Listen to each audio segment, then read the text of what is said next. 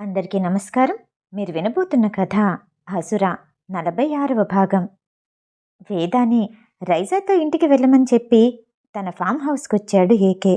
అతనొస్తున్న car శబ్దాన్ని వినగానే ఆ ఇంటికి కాపలా కాస్తున్న అతను గేటు తెరవటానికి పరిగెత్తుకుంటూ వచ్చాడు. ఏకే కారు దిగి వేగంగా లోపలికి వచ్చాడు. ఆ గదంతా చీకటిగా ఉంది. గది మధ్య భాగంలో మాత్రమే వెలుగు కనిపించటంతో ఏకే అటువైపు చూశాడు. కుర్చీలో ఉన్న ఆ వ్యక్తిని తాళ్లతో కట్టేసి దాదాపు 3 గంటలవుతోంది. ఎవ్వరూ ఇంతవరకు మాట్లాడలేదు. అతనికి బాగా తాగి ఉన్న ప్రదేశంలోనే పడిపోవటం మాత్రమే గుర్తుంది. అక్కడికెలా వచ్చాడో, ఎవరు తీసుకొచ్చారో, ఎందుకు తీసుకొచ్చారో తెలియలేదు. ఏకే వస్తున్న అడుగుల చప్పుడు విని, నన్నెవరు కిడ్నాప్ చేశారు? మీరెవరు? ఎందుకోసం? ఇదంతా డబ్బు కోసమేనా? మీకు కావలసిందంతా ఇస్తాను, నన్ను వదిలిపెట్టండి అంటూ అరిచాడు ఆ వ్యక్తి. ఏంటి, నాకు డబ్బిస్తావా? ఎంతిస్తావు? అడిగాడు ఏకే. ఎంత కావాలి? 5 లక్షలు. అది వినగానే ఏకే చుట్టూ ప్రతిధ్వనించేలా గట్టిగా నవ్వాడు. డబ్బిస్తా అని నువ్వే చెప్తున్నావు. నేను అడిగిందిస్తే నిన్ను విడిచిపెడతాను. ఏకే చెప్పగానే అతని మనిషి ఒకరు ఆ కుర్చీలో ఉన్న వ్యక్తిని బందీ నుంచి విడిపించారు. నువ్వు కోరిందంతా ఇస్తాను, ఎంత కావాలి అన్నాడు ఆ వ్యక్తి. నాకు 100 కోట్లు. ఏంటి, ఆటలుగా ఉందా? నా ప్రాపర్టీ మొత్తం అమ్మినా అంత డబ్బు రాదు. అంత డబ్బు నేనెక్కడి నుండి తీసుకురాను? చీకట్లో ఉన్న ఏకేని గుర్తుపట్టడానికి ప్రయత్నిస్తూ అన్నాడు ఆ వ్యక్తి. ఇంకా నేను ఆట మొదలు పెట్టలేదు మిస్టర్ శేషు, వెక్కిరిస్తున్నట్టు అన్నాడు ఏకే. శేషునా? నా పేరు భార్గవ్, వెంటనే చెప్పాడతను. ఓ, భార్గవా? అయితే ఇంతసేపు మాట్లాడి ఉండేవాడిని కాదు అంటూ అతని చేతి వేలినొకదాన్ని అకస్మాత్తుగా కట్ చేశాడు ఏకే. ఆ నొప్పిని తట్టుకోలేక గట్టిగా అరిచేశాడు ఆ వ్యక్తి. అయినా మా వాళ్ళు శేషు ధనంజయ్ని తీసుకొచ్చానని చెప్పారు, నువ్వు భార్గవ్ అంటున్నావు. భార్గవ్కి బ్రతికే అర్హత లేదు అంటూ ఏకే మళ్ళీ గట్టిగా నవ్వాడు. భయపడిన ఆ వ్యక్తి, లేదు, నా పేరు భార్గవ్ కాదు, నేను శేషు అంటూ వణికిపోయాడు. వెంటనే అతని చేతి మరో వేలు తెగిపడింది.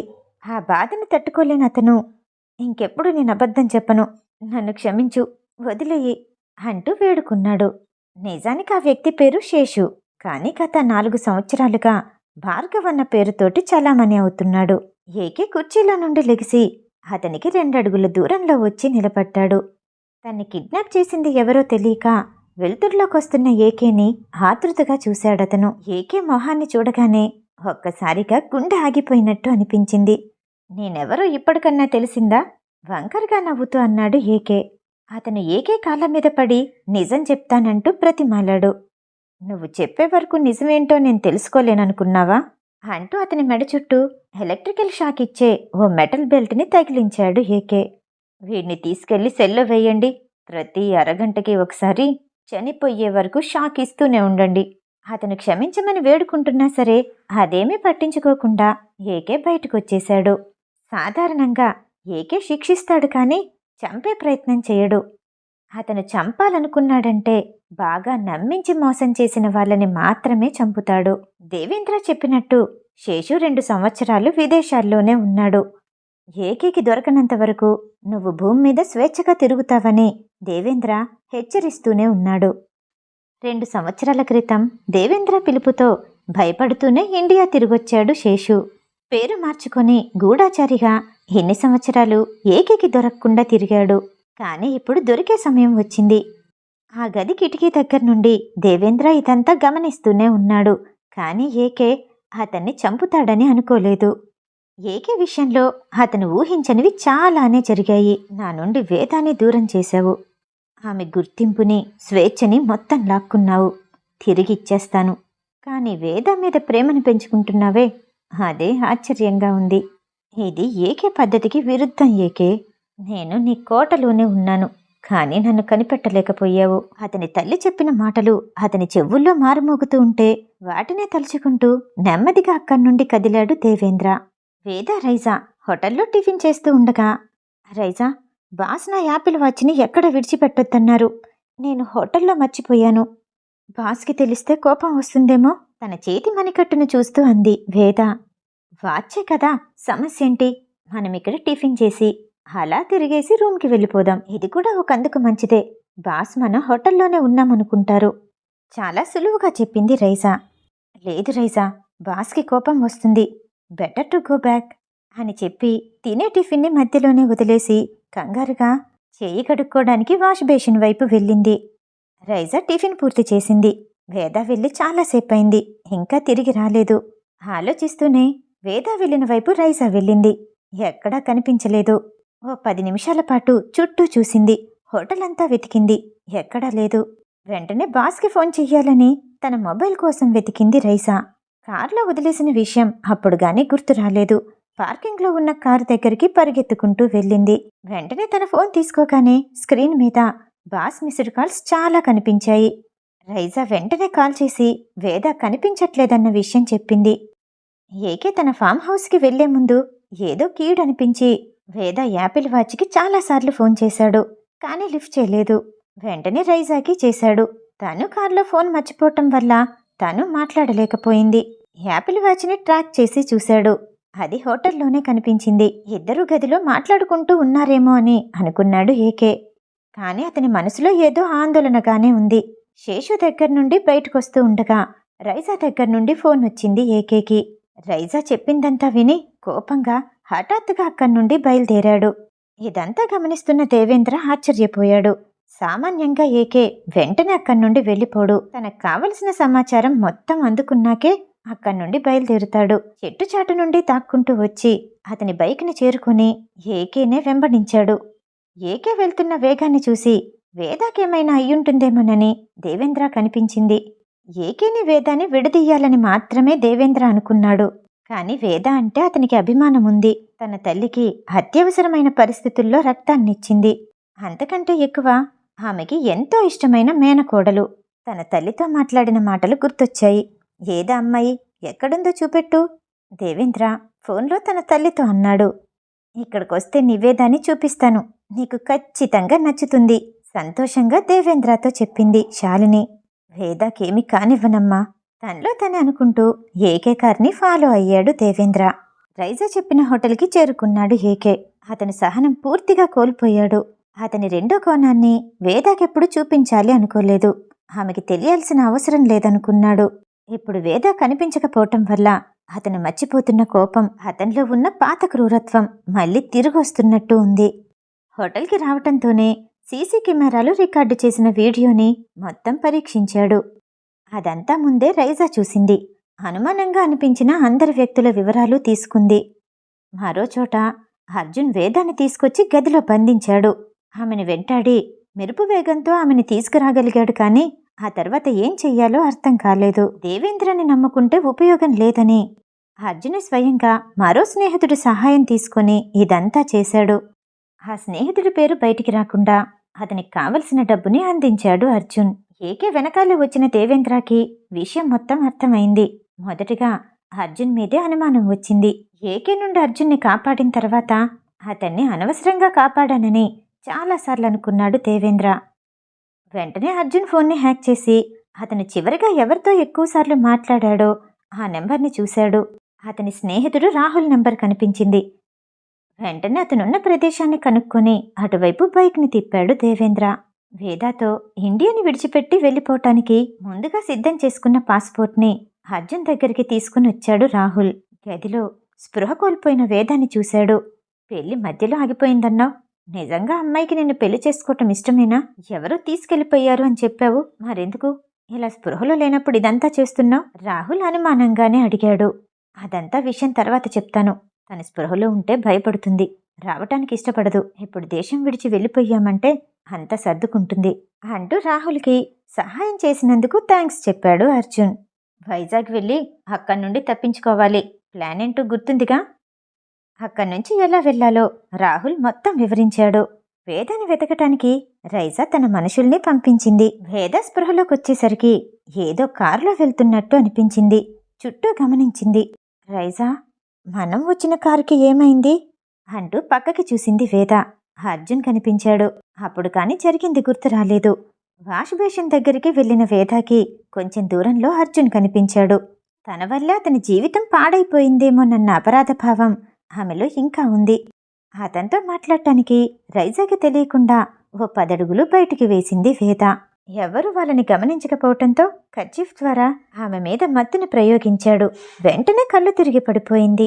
మనుషుల్ని పంపించిన రైసాకి అందులో ఒకరు, మేడం, వేద మేడంని తీసుకెళ్ళింది ఇతనే అంటూ ఓ షాప్ కీపర్ దగ్గర నుండి తీసుకున్న వీడియోని రైజా మొబైల్కి పంపించాడు. ఆ వీడియోలో ఉన్న అర్జున్ని చూడగానే రైజాకి అతన్ని ఆస్ట్రేలియాలో చూసినట్టు గుర్తొచ్చింది. వెంటనే తన టీం మొత్తానికి అతని ఫోటోని పంపించింది. దేవేంద్ర ఆ బార్కి చేరుకునేసరికి దాదాపు 50 మంది వరకు కనిపించారు. అతని మొహంలో ఎలాంటి భావం లేదు. ఓ టేబుల్ దగ్గర కూర్చున్న రాహుల్ దగ్గరికి వెళ్ళి టేబుల్ కింద నుండి గన్నుని గురిపెట్టి, అర్జున్ ఎక్కడా? కోపంగా అడిగాడు. రాహుల్ భయపడుతూనే, అర్జున్ ఎక్కడున్నాడో నాకేం తెలుసు, అయినా మీరెవరు? అడిగాడు రాహుల్. అర్జున్ ఎక్కడున్నాడో నీకు తెలియకుండానే నీ అకౌంట్లోకి 10 లక్షలొచ్చాయా? నాకు ఓపిక ఎక్కువని మా అమ్మ అంటూ ఉంటుంది, కానీ నీలాంటి వాళ్ళ దగ్గర కాదు. ఇప్పుడెలాగో అరిచి తప్పించుకుందాం అనుకుంటున్నావేమో. తాగి యాక్సిడెంట్లో పోయావని రేపొద్దుట నీ ఫోటో పేపర్లో వస్తుంది. దేవేంద్ర బెదిరించేసరికి రాహుల్ నిజమంతా చెప్పేశాడు. అతన్ని బయటికి తీసుకొచ్చి పొట్టలో బలంగా ఒక పంచ్ ఇచ్చి అర్జున్కి ఫోన్ చేసి ఎక్కడున్నాడో కనుక్కోమన్నాడు దేవేంద్ర. సార్, అర్జున్ ఫోన్కి సిగ్నల్ లేదు. వాళ్ళు ఆల్రెడీ వైజాగ్ బయలుదేరుంటారు. రాహుల్ చెప్పగానే కోపంగా అతను కింద పడిపోయేలా మరో 4 కొట్టి అక్కడి నుండి బయలుదేరాడు దేవేంద్ర. మరి కాసేపటికి సంజీవ్ చెల్లి రాధిక రైజాకి కాల్ చేసింది. మేడం, వేద మేడంని ఎవరో బలవంతంగా తీసుకువెళ్తున్నారు. వైజాగ్ రోడ్డు వైపు వెళ్ళటం నేను చూశాను. మా మేడంతో సైట్ చూడటానికని వెళ్ళాను. వచ్చేటప్పుడు చూశాను. రైజా ఏకేతో విషయం చెప్పగానే ఏకే కూడా వైజాగ్ రోడ్డు వైపు దారి తీశాడు. వేద అర్జున్ నుండి తప్పించుకోవటానికి కారులో నుండి దూకేయటానికి ప్రయత్నించింది. అర్జున్ కారుని ఆపి వేద మీదకి వెళ్ళి ఆమె మెడ చుట్టూ చేతులు వేసి ఊపిరాడకుండా గట్టిగా పట్టుకున్నాడు. నువ్వు గతంలో చూసిన అర్జున్ ఎప్పుడో చచ్చిపోయాడు. నేను కొత్త అర్జున్ని. నా జీవితాన్ని నాశనం చేసిన నిన్ను బ్రతకనివ్వను. ఆ ఏకేగాడు ఓడిపోవటం నిన్ను చూడాలి, బాధపడటం నిన్ను చూడాలి. వేద ఊపిరందక ఇబ్బంది పడుతూ అతని నుండి తప్పించుకోవడానికి ప్రయత్నిస్తూ ఉండగా తన మెడలో ఉన్న తాళి బయటపడింది. అతని మీద ప్రేమకి గుర్తుగా ఇది కూడా ఉంచుకున్నావా అంటూ తాళిని లాగేస్తూ గట్టిగా పట్టుకున్నాడు. వేద తాళిని వదులు అంటూ అతని చేతిని పట్టుకుంది. వేద అతని మెడ మీద చెయ్యి వేసి బలంగా తోసేసి కారు దిగి పరిగెత్తడానికి ప్రయత్నించింది. వైజాగ్కి దగ్గరలో ఉండగా అర్జున్ మాట్లాడుకున్న మరో మనిషి ఏకే నుండి అతనికి రక్షణగా వైజాగ్ నుండి అక్కడికొచ్చాడు. అతన్ని చూడగానే వేదాన్ని తీసుకురమ్మంటూ గట్టిగా అరిచాడు అర్జున్.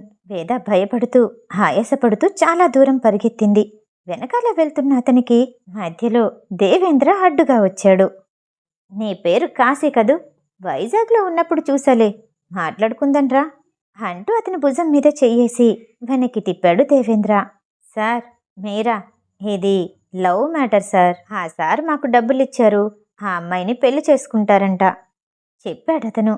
పెళ్ళైన అమ్మాయికి మళ్ళీ పెళ్ళేంటి? ఆమె భర్త ఎవరో తెలుసా? దేవేంద్ర అనగానే అతను ఆశ్చర్యంగా చూశాడు. ఏకే గ్రూప్ ఆఫ్ కంపెనీస్ వినే ఉంటావు. రేపు ఉదయం అతని భార్య స్థానంలో ఆ అమ్మాయినే చూస్తావు. అతనికి నువ్వు దొరికితే నీ పరిస్థితి ఏంటో తెలుసా అంటూ రోడ్డు పక్కగా నడుస్తూ అతనితో మాట్లాడుతూ ఉండగా వాళ్ళిద్దరి పక్క నుండి ఓ కార్ దూసుకుంటూ వెళ్ళింది.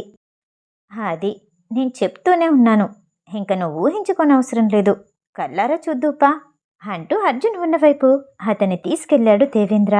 మొదట కారులో నుండి వేద దిగింది. అర్జున్ ఆమె మీదకి వేగంగా రాబోతుంటే మరో పక్కగా ఏకే కారులో నుండి దిగాడు. అర్జున్ వెంటనే వెనక్కి తిరిగి పరిగెత్తడానికి ప్రయత్నించాడు. అతను ఎంతో దూరం వెళ్ళకముందే ఏకే మనుషులు అతన్ని వెంబడించి అతన్ని ఈడ్చుకుంటూ తీసుకొచ్చి ఏకే ముందు నిల్చోపెట్టారు. వేద ఏకేతో ఏదో చెప్పాలనుకుంది. అప్పుడు రైజా కార్ వెనకాలే వచ్చి ఆగటంతో, రైజా, వేదాన్ని తీసుకెళ్ళు సీరియస్గా చెప్పాడు ఏకే. మరో మాట మాట్లాడకుండా రైజాతో వెళ్లి కారులో కూర్చుంది వేద. ఆ కారు దూరంగా వెళ్ళిపోయేంత వరకు చూసి, నా భార్య మీదే చెయ్యటానికి నీకెంత ధైర్యం? నిన్ను ప్రాణాలతో వదిలేశానంటే నా నివేద నిన్ను ఏమీ చెయ్యొద్దని చెప్పటం వల్ల అంటూ పొడుగ్గా ఉన్న తన షర్టు చేతుల్లో నుండి కత్తిని తీసి అర్జున్ కంఠంలో నిలువుగా పొడిచాడు. ఆ కత్తి దూసుకొచ్చే ముందు గట్టిగా అరవబోయాడు అర్జున్. అతని ప్రతిధ్వని మధ్యలోనే ఆగిపోయింది. చూసావుగా, ఇంకా ఏదైనా చెయ్యాలనుకుంటున్నావా? నోరు తెరుచుకుని షాక్లో ఉన్న కాశీని చూస్తూ అన్నాడు దేవేంద్ర. సార్, నేను ఈ చెట్టు చాటునే ఉంటాను. ఉదయం వరకు ఇక్కడి నుండి బయటికి రాను. అంటూ వణికిపోయాడతను. నీకో విషయం తెలియాలి. ఆ అమ్మాయి నా ఫియాన్స్. నాకు కాబోయే అమ్మాయి వాడి చేతిలోకి వెళ్ళిపోయింది. ఏమన్నా చేశానా?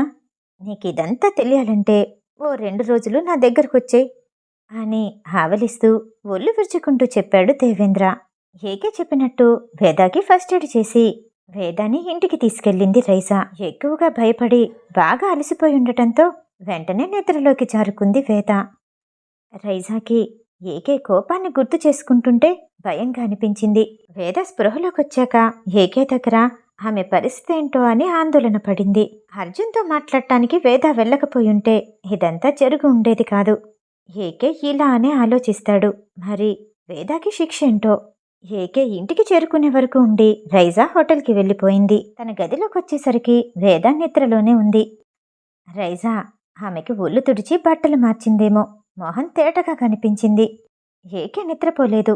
వేద పక్కనే కూర్చొని ఆమెనే చూస్తూ ఉన్నాడు. నిద్రలో కలవరిస్తుంది.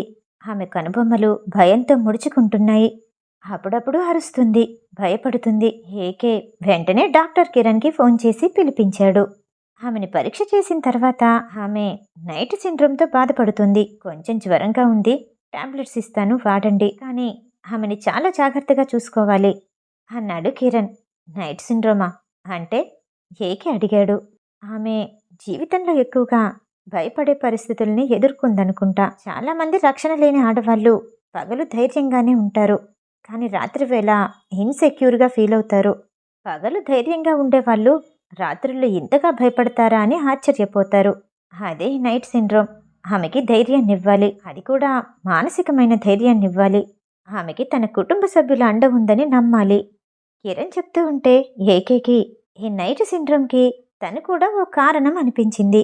ముందుగా అర్జున్ మీద చాలా కోపం వచ్చింది. అతన్ని మళ్ళీ పొడిచి పొడిచి చంపేయాలన్నంత కోపం వచ్చింది. అతను రాకుండా ఉండుంటే వేదాకి ఇలాంటి పరిస్థితి వచ్చేది కాదు. అతన్ని ఇన్ని రోజులు చంపకుండా వదిలేసినందుకు బాధపడ్డాడు ఏకే. కిరణ్ వెళ్ళిపోయిన తర్వాత అతనిచ్చిన మెడిసిన్స్ వేస్తూ ఆమె చేతిని పట్టుకొని అలానే కూర్చున్నాడు ఏకే. కిరణ్ తన ఇంటికి చేరుకున్న తర్వాత వెంటనే రైజాకి ఫోన్ చేశాడు. ఈ సిటీలో నేనంత పెద్ద డాక్టర్ని, నా ఉద్యోగం నీ వల్లే పోయేలా ఉంది విసుగ్గా అన్నాడు కిరణ్. దాని గురించి తర్వాత ఆలోచిద్దాం. ఈ ఉద్యోగం కాకపోతే ఇంకొకటి. ముందు నేను చెప్పినట్టు చేశావా అడిగింది రైజా. ఓ గాడ్, చెప్పకపోతే నా తల మీద నీ గన్ ఉంటుంది, నాకు గుర్తుంది. కానీ నాకు చిన్న డౌట్, ఎందుకు ఇదంతా? ఆమెను జాగ్రత్తగా చూసుకోండి అని చెప్తే చాలుగా కిరణ్ మళ్ళీ అడిగాడు. అందుకే డాక్టర్గా చదివేటప్పుడు మధ్యలో కెమిస్ట్రీ కూడా చదవాలి. ఇప్పుడు వాళ్ళిద్దరి మధ్య కెమిస్ట్రీ బాగా వర్కౌట్ అవుతుంది. రేపటి నుండి మూవీ సీన్స్ చూడటానికి నేను సిద్ధంగా ఉన్నాను అంటూ నవ్వేసింది రైజా. అసలు రైజా ఏం మాట్లాడుతుందో, దేని గురించి మాట్లాడుతుందో కిరణ్కి అర్థం కాలేదు. ఆడవాళ్ళ మాటలకి అర్థాలే కాదు, చేతలకు కూడా అర్థాలుండవు అన్నాడు కిరణ్. ఇదంతా నీకు అర్థం కాదులే చెప్పి ఫోన్ పెట్టేసి చిన్నగా నవ్వుకుంది రైజా. ఎప్పటి నుండి జరగబోయే వాళ్ళ జర్నీ ఇద్దరి మధ్య శాశ్వత బంధాన్ని ఏర్పరుస్తుందేమో. వేద నవ్వుతున్న మొహాన్ని గుర్తు చేసుకుంటూ తనలో తనే నవ్వుకుంది రైజా. రైజా పడుకోబోతుండగా కిరణ్ మళ్ళీ ఫోన్ చేశాడు. రైజా, నాకు భయంగా ఉంది. అది నిజం కాదని బాస్కి తెలిస్తే, అందుకే నిజం చెప్పేద్దాం అనుకుంటున్నాను. కిరణ్ అనగానే రైజాకి ఒళ్ళు మండిపోయింది. ఆల్రెడీ అబద్ధం చెప్పావు. ఆ అబద్ధం చెప్తే బాస్ ఏం చేస్తారో తెలుసుగా. అది గుర్తుంచుకొని దాన్ని నిజమని కంటిన్యూ చేయి. ఏ డాక్టర్లు అబద్ధం చెప్పరా? ఒక అబద్ధం ఇద్దరి జీవితాల్ని మూడేస్తుంది. నష్టమేం లేదు, మూసుకొని పడుకో రైజా చెప్పగానే ఏం మూసుకోవాలో చెప్పొచ్చుగా అంటూ కాల్ కట్ చేశాడు కిరణ్. వేద ఉదయం నిద్రలేచేసరికి ఏకే స్నానానికి వెళ్ళాడు. కళ్ళు తెరిచి చూసి తనెక్కడుందో అర్థం కాక గట్టిగా అరిచింది. ఏకే స్నానం మధ్యలోనే నడుంకి టవల్ చుట్టుకొని వెంటనే పరిగెత్తుకుంటూ వచ్చాడు. ఏమైంది వేద, నువ్వు బానే ఉన్నావా అంటూ ఆమె నుదురుని చెంపలని తడుముతూ అన్నాడు ఏకే. ఏకే టవల్ తోటి ఆమె మీదకి పరిగెత్తుకుంటూ రావటం చూసి మళ్ళీ గట్టిగా అరిచింది వేద. ఆమె మనసులో సంవత్సరం తర్వాత విడాకులిస్తారు కాబట్టి అతనికి శారీరకంగా దగ్గరవ్వకూడదు అనుకుంది. ఈ మాటని ప్రతిరోజు ఉదయం లేచిన వెంటనే అనుకుంటూ ఉంటుంది. కానీ ఏకే దగ్గరతనం, అతని స్పర్శ ఆమెకి తెలియకుండానే అతన్ని నిరాకరించలేకపోతుంది. ఆమె మనసు అతన్నే కాదు, అతని స్పర్శని కోరుకుంటుంది. కావాలని అడగదు. ఏకే దగ్గరకొస్తే వద్దని అనదు. ఏమైంది వేద? మళ్ళీ అడిగాడు ఏకే. నన్నేమీ చెయ్యొద్దు. వేద అనగానే ఏకే ఆమెకి దూరంగా జరిగి, ఏమన్నా చేసేవాడు ఇలా రాడు. అందుకే గేమ్స్ ఎలా ఉంటాయో చూపిస్తానన్నాను. వేద మీద కోపం వచ్చినా రాత్రి కిరణ్ చెప్పిన విషయాన్ని గుర్తు చేసుకుని ఆ కోపాన్ని తనలోనే అణుచుకున్నాడు ఏకే. వెంటనే ఎప్పట్లా మారిపోయి, నేను స్నానం చేసొస్తాను అంటూ బాత్రూంలోకి వెళ్ళిపోయాడు. మిగతా కథ తరువాయి భాగంలో. ఈ కథ వింటే మీకు నచ్చినట్టయితే లైక్ చేసి సబ్స్క్రైబ్ చేయండి. మళ్ళీ రేపు కలుద్దాం. నమస్తే.